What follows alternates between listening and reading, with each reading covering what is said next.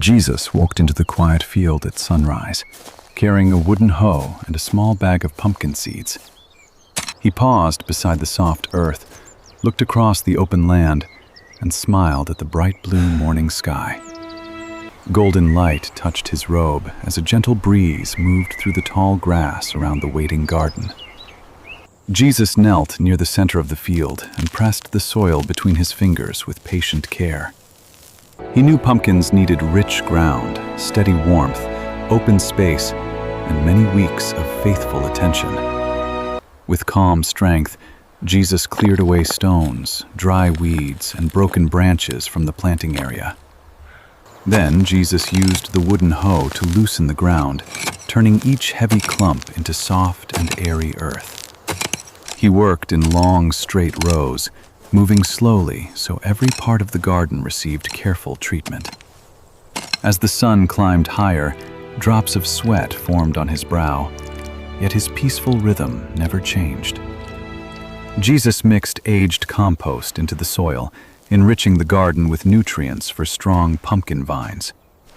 He shaped several wide mounds, giving each future plant enough room to spread without crowding another. At every mound, Jesus made a shallow circle and checked the soil again for moisture, warmth, and depth. He opened the small seed bag and held the pale pumpkin seeds gently in the center of his rough palm. Each seed looked simple and still, but Jesus saw the hidden promise waiting beneath its quiet shell. He placed 3 seeds in every mound, spacing them carefully so their first roots could grow freely. Jesus covered the seeds with loose soil, pressing lightly to protect them without making the earth hard. Then he filled a clay watering jar and poured a soft stream over every freshly planted pumpkin mound. The water darkened the soil and sank below the surface, carrying fresh moisture toward the hidden seeds. Jesus stood beside the finished rows and watched the field glow under the clear and welcoming sunlight. Each morning after that, Jesus returned early to examine the mounds before the heat covered the land. He touched the soil, removed tiny weeds, and added water only when the earth truly needed more moisture. Several days passed before the first green shoots finally pushed upward through the warm, brown ground. Jesus knelt beside the seedlings and smiled as their round leaves opened toward the gentle morning sun. He protected the young plants from strong wind by placing small woven barriers around the tender stems. When one seedling grew weaker than the others, Jesus gave it shade and watered its roots with great care. Soon the pumpkin plants became stronger, and fresh green leaves began to cover the wide garden mounds. Jesus thinned each group carefully, keeping the healthiest plant while protecting every delicate root.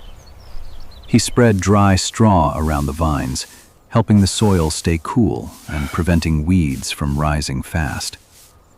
Day after day, the vines reached farther, curling across the field like green rivers filled with life. Jesus guided each vine into open spaces, making sure the leaves received sunlight without becoming tangled. Bright yellow blossoms appeared among the leaves, shining like small lanterns across the peaceful garden. Jesus watched bees visit the flowers, moving golden pollen from one blossom to another throughout the day. He avoided disturbing the busy bees, knowing their quiet work would help the future pumpkins begin growing. Before long, tiny green pumpkins formed beneath several blossoms, each one no larger than a small marble. Jesus checked every fruit for damage, lifted it from wet soil, and placed clean straw beneath its skin. He watered near the roots instead of the leaves, protecting the vines from mildew during humid mornings. Whenever dark clouds gathered, Jesus opened shallow channels so heavy rain could drain away from the plants. After each storm, he inspected the garden, repaired the straw beds, and gently raised any fallen vine. Some leaves showed small holes, so Jesus searched beneath them and removed the harmful insects by hand. He never rushed the work because healthy pumpkins required observation, patience, and steady daily care. As summer deepened, the pumpkins grew larger, changing from pale green into rich shades of warm orange. Their thick vines held firm across the soil, while broad leaves provided shelter from the hottest sun. Jesus added compost around each plant, feeding the roots without placing it against the fragile stems. He turned the pumpkins slightly every few days, helping their color develop evenly on every rounded side. At sunset, Jesus often sat near the field and listened as wind moved softly through the pumpkin leaves. The garden had become a place of peace, shaped by simple labor, gentle care, and trust in every season. One cool morning, Jesus tapped the largest pumpkin and heard the deep, hollow sound of perfect ripeness. He examined its hard orange skin, dry, curling stem, and strong shape before deciding harvest time had come. Jesus carried a sharp garden knife, cutting each stem carefully and leaving a short handle on every fruit.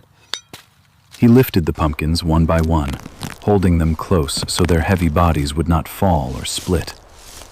Across the field, bright orange pumpkins rested in rows, glowing warmly beneath the clear autumn light.